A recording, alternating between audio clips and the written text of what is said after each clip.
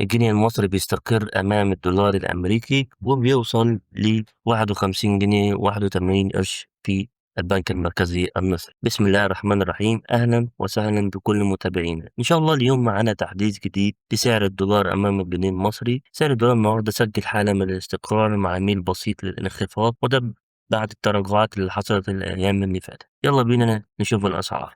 في البنك المركزي المصري سجل الدولار 51 جنيه و67 قرش للشراء، 51 جنيه 81 قرش للبيع. في البنك الأهلي المصري سجل الدولار 51 جنيه و69 قرش للشراء، 51 جنيه و79 قرش للبيع. في بنك مصر سجل الدولار 51 جنيه و69 قرش للشراء، 51 جنيه و80 قرش للبيع. أما في بنك الإسكندرية فسجل الدولار 51 جنيه 71 قرش للشراء، 51 جنيه و80 قرش للبيع. وأخيرا البنك التجاري الدولي CIB سجل الدولار 51 جنيه و72 قرش للشراء، 51 جنيه و82 قرش للبيع. الواضح إن الدولار بيحاول يثبت عند المستويات دي بعد موجة هبوط، وده ممكن يكون مؤشر على استقرار مؤقت. لو عايز تتابع سعر الدولار أول بأول وتعرف أي تحديث جديد أول ما يحصل، اعمل لايك واشترك في القناة وفعل زر الجرس عشان يوصلك كل تحديث عن أسعار الدولار. سلام.